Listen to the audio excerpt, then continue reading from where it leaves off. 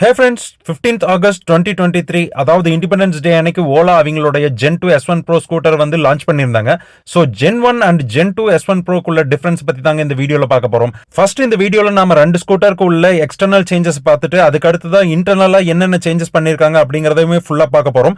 So இந்த வீடியோவை நீங்க கம்ப்ளீட்டா பாருங்க, அப்பதான் என்னென்ன சேஞ்சஸ் இருக்குன்னு உங்களுக்கு கிளியரா புரியும். நீங்க Gen 2 ஸ்கூட்டர் வாங்குற பிளான்ல இருந்தீங்கன்னா இந்த வீடியோ வந்து உங்களுக்கு ஒரு கிளாரிட்டி கொடுக்குங்க.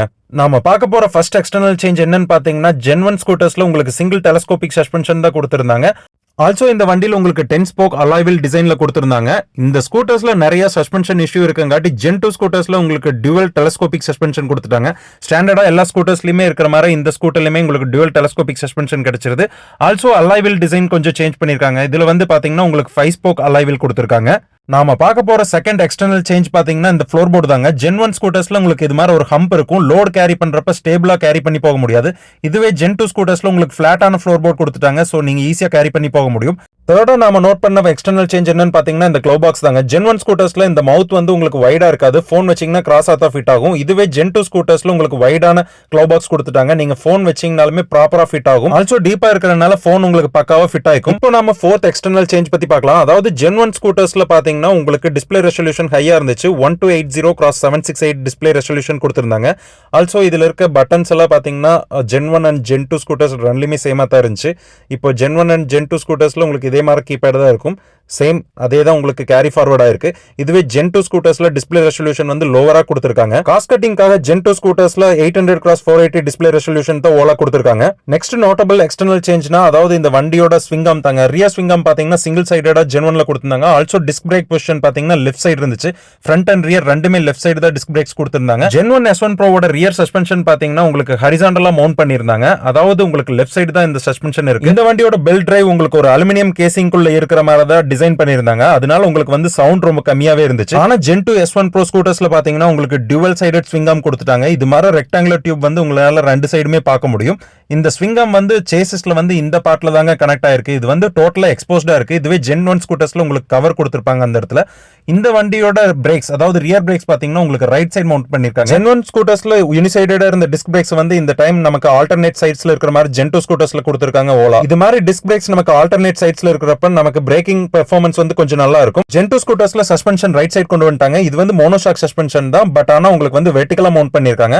Gen 2 S1 Proல உள்ள பெல்ட் டிரைவ்ல பாத்தீங்கன்னா உங்களுக்கு இது மாதிரி பிளாஸ்டிக் கேசிங் தான் கொடுத்திருக்காங்க. ரொம்ப லோ குவாலிட்டில தான் இருக்கு. பெல்ட் எக்ஸ்போஸ்டா இருக்கிறப்ப உங்களுக்கு சவுண்ட் அதிகமாவே வருதுங்க. Gen 1 ஸ்கூட்டர்ஸ்ல பாத்தீங்கன்னா உங்களுக்கு மோட்டார் கண்ட்ரோல் யூனிட் வந்து ரைட் சைடு கொடுத்திருப்பாங்க. அதுல இருந்து கேபிள்ஸ் வந்து உங்களுக்கு மோட்டாருக்கு போயிருக்கும்.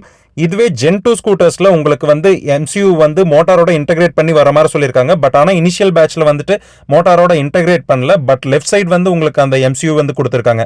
ரைட் சைடுல வந்துட்டு இப்போ இந்த வண்டிக்கு வந்து உங்களுக்கு பாத்தீங்கன்னா சஸ்பென்ஷன் வந்துருச்சு. அதனால MCU வந்து லெஃப்ட் சைடு கொண்டு போயிட்டாங்க.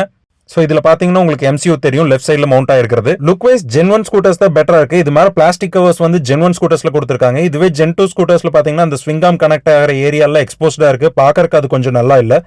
அடுத்ததான் நாம நோட் பண்ண எக்ஸ்டர்னல் சேஞ்ச் பாத்தீங்கன்னா Gen 1 ஸ்கூட்டர்ஸ்ல டெயில் லேம்ப்ல இருக்க இந்த கிளாஸ் வந்து கிளியரா இருக்கிற மாதிரி கொடுத்திருந்தாங்க. இதுவே Gen 2 ஸ்கூட்டர்ஸ்ல பாத்தீங்கன்னா உங்களுக்கு வந்து அது கிளியரா இல்ல, ஒரு ஸ்மோக் எஃபெக்ட்ல கொடுத்திருப்பாங்க. இப்போ நாம பார்க்க போற அடுத்த சேஞ்ச் என்னன்னு பாத்தீங்கன்னா பூட் ஸ்பேஸ் தாங்க. அதாவது Gen 1 ஸ்கூட்டர்ஸ்ல உங்களுக்கு 36 லிட்டர்ஸ் பூட் ஸ்பேஸ் கொடுத்திருந்தாங்க. அதாவது இது மாதிரி பூட்ல உங்களுக்கு பேனலா இருக்கும். அது மாதிரி பேனலா இருக்கிறப்ப வண்டி ரன் ஆகிறப்ப டஸ்ட் அதிகமா உள்ள அக்குமுலேட் ஆகும் Gen 1 ஸ்கூட்டர்ஸ்ல.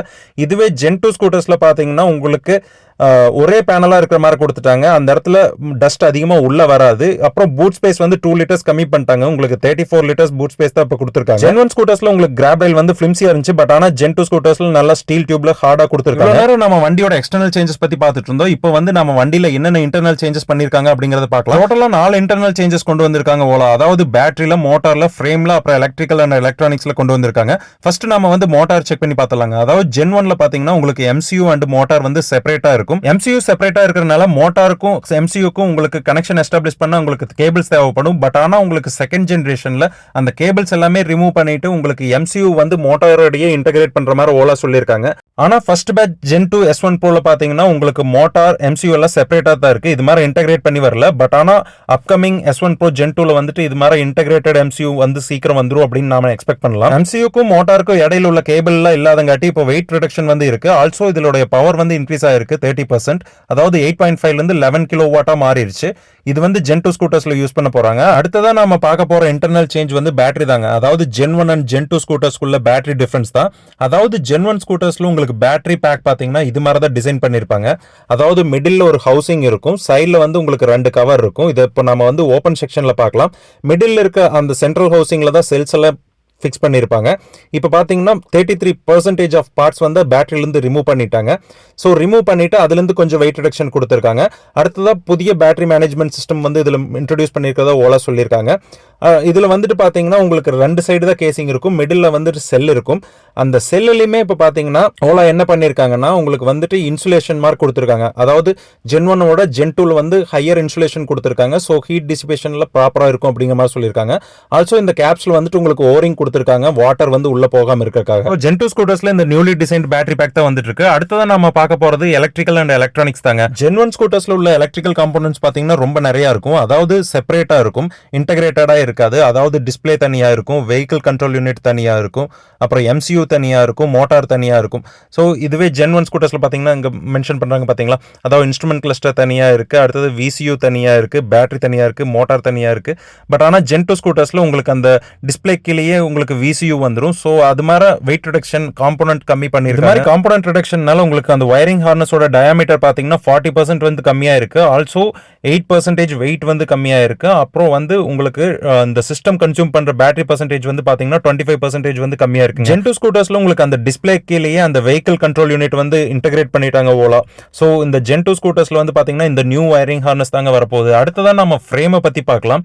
ஜென் 1 ஸ்கூட்டர்ஸோட ஜென் 2 ஸ்கூட்டர்ஸ்ல லைட்டர் வெயிட் ஃப்ரேம்ஸ் தான் கொடுத்திருக்காங்க. பட் ஆனா ஸ்ட்ரக்சரல் இன்டெகிரிட்டி வந்து நல்லா இருக்குங்கிற மாதிரி சொல்லியிருக்காங்க. ஓல்டர் அண்ட் நியூயர் ஃப்ரேமுக்கு உள்ள டிஃபரன்ஸ் வந்து நாம இந்த வீடியோல ஸ்பிளிட் பண்ணி பார்க்கலாங்க. அதாவது ஓல்டர் ஃப்ரேம்ல இருந்து சில டியூப்ஸ் எல்லாம் ரிமூவ் பண்ணிட்டு நியூயர் ஃப்ரேம்ல வந்துட்டு சில லெஷர் பார்ட்ஸ் மட்டும் தான் ஆட் பண்ணிருக்காங்க. பட் ஆனா இதனுடைய ஸ்ட்ரக்சரல் இன்டெகிரிட்டி வந்து நல்லா ஸ்ட்ராங்கா இருக்கும் அப்படிங்கிற மாதிரி சொல்லியிருக்காங்க. அதாவது 70% ஆஃப் லெஷர் பார்ட்ஸ் தான் இந்த நியூ ஃப்ரேம்ல வந்து யூஸ் பண்ணிருக்காங்க. அதே மாதிரி back side of the frame வந்து உங்களுக்கு ரீடிசைன் பண்ணிருக்காங்க. ஜென் 1 ஸ்கூட்டர்ஸோட கிராப் ரயில் பாத்தீங்கன்னா உங்களுக்கு அந்த பூட் ஸ்பேஸ்ல இருக்க பிளாஸ்டிக்ல தான் இன்ஸ்டால் பண்ணிருப்பாங்க. பட் ஆனா ஜென் 2 ஸ்கூட்டர்ஸ்ல உங்களுக்கு ஃப்ரேமோட அட்டாச் ஆயிருக்கும். அதனால ரொம்ப ஸ்ட்ராங்காவே இருக்கும், பெட்டரா ஃபீல் ஆகும். இந்த 4 இன்டர்னல் சேஞ்சஸுமே ஓலா வந்துட்டு புதிய ஜென் 2 S1 Proல வந்து கொடுத்திருக்காங்க. இந்த சேஞ்சஸ்னால S1 Pro Gen 2ல உங்களுக்கு என்னென்ன அட்வான்டேஜஸ் பாத்தீங்கன்னா, அதாவது 30% இம்ப்ரூவ்ட் பெர்ஃபார்மன்ஸ் வரும்னு சொல்லியிருக்காங்க. அடுத்ததா 25% பாத்தீங்கன்னா தெர்மல் பெர்ஃபார்மன்ஸ் இருக்குங்கிற மாதிரி சொல்லியிருக்காங்க. அடுத்ததா உங்களுக்கு 25% ரிடக்ஷன் இன் காஸ்ட், அதாவது மேனுஃபேக்சரிங் காஸ்ட் வந்து 25% கம்மியா இருக்கு. அடுத்ததா 11% வந்து லெசர் பார்ட்ஸ் தான் யூஸ் பண்ணிருக்காங்க. 7% உங்களுக்கு எனர்ஜி கன்சப்ஷன் கம்மியா இருக்கு. அடுத்ததா 6% வந்து வெயிட் கம்மியா இருக்கு. முதல் வந்து 135 கிலோ இருந்துச்சு, இப்போ 125 கிலோ தான் இருக்க போகுது. ஆல்மோஸ்ட் 10 kg வெயிட் ரிடக்ஷன்னால S1 Pro Gen 1ல 181 கிலோமீட்டர்ஸ் ரேஞ்ச் கிடைச்சிட்டு இருந்தது. இப்போ வந்துட்டு Gen 2ல 195 கிடைக்கும்னு சொல்லியிருக்காங்க. இந்த வீடியோ யூஸ்ஃபுல்லா இருந்தா மறக்காம லைக் பண்ணி நம்ம சேனலுக்கு சப்ஸ்கிரைப் பண்ணிக்கங்க. நன்றி, வணக்கம்.